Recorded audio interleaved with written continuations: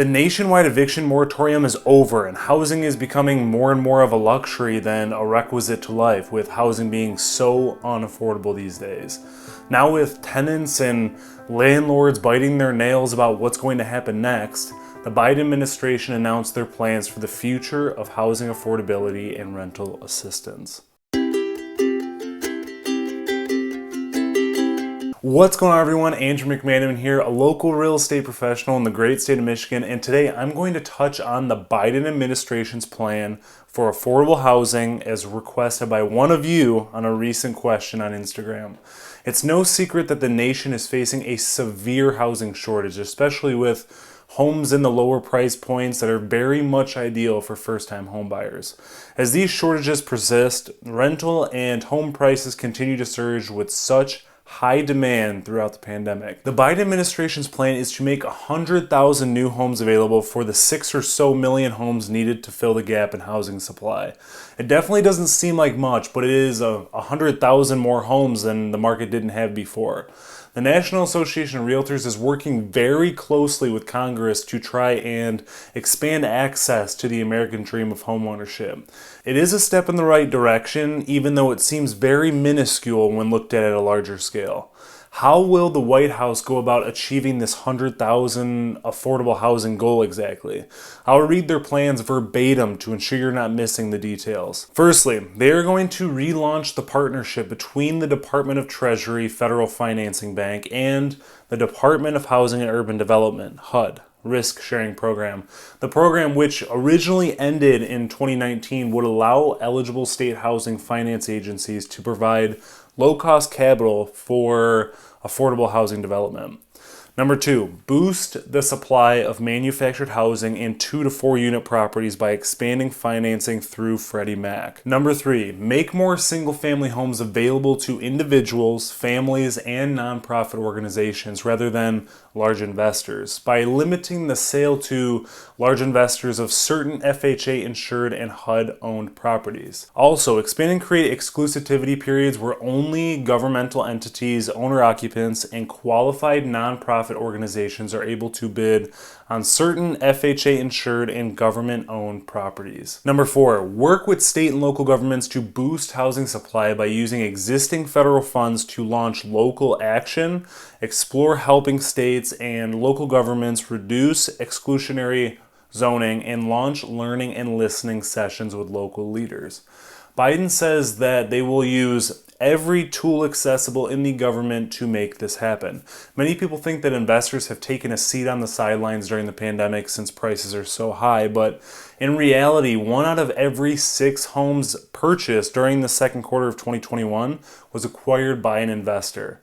Large investors have been buying up homes, and the transition into a rental property drives up the prices for the lower cost homes, making it harder for aspiring homeowners to achieve homeownership.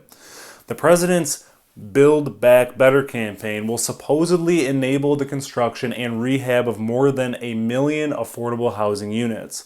With the expansion of the low-income housing tax credit to home partnership programs, housing trust funds, and the Capital Magnet Fund, this campaign will give the people opportunity to have more affordable housing.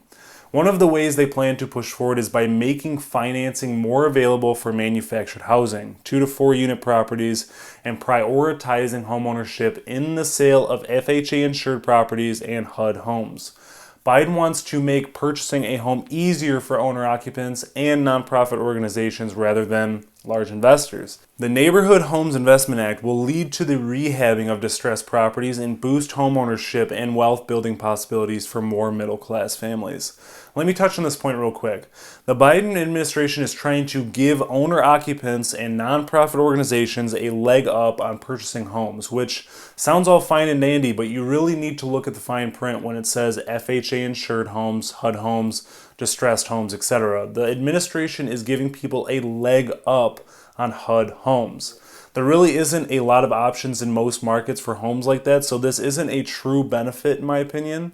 If the housing shortage is so bad, they should limit investors on the purchase of houses altogether or give sellers an incentive to create more housing inventory like I've said in a few of my other videos.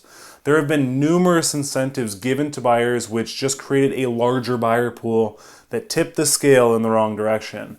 It's time to give sellers a better incentive, possibly accepting certain types of financing that will allow for a great tax credit or something just to create some balance in the housing market. This method would be extremely helpful for first-time homebuyers as a lot of these finance types are catered to them. Another factor that is depressing the supply of housing is the exclusionary zoning laws and practices. For example, the minimum requirements, dwelling unit restrictions, parking requirements, and square footage requirements are all part of this Build Back Better agenda for zoning reform incentives. Jumping to rental assistance, there is $45 billion in federal funds for the Emergency Rental Assistance Program, which is available in every state to balance the housing market and avoid any unnecessary evictions. As of mid-August, there has been roughly $4.2 billion that has been allocated due to delays in guidance. In most states, housing providers can apply for these benefits for their tenants as long as they have their permission, and they can receive up to 18 months of direct payments for rent. The most ideal way to get this done is for housing providers and tenants to work together and make sure they can get the maximum amount of aid they qualify for. If you're a housing provider or a renter, click the link in the description below to get more information about the available aid and what you can qualify for. Thank you for taking the time to watch my videos week after week. If you have questions or a topic you want me to cover, feel free to reach out anytime. Please don't forget to hit the subscribe button, tap the bell to be notified every single time I come out with a new video, and please give it a thumbs up.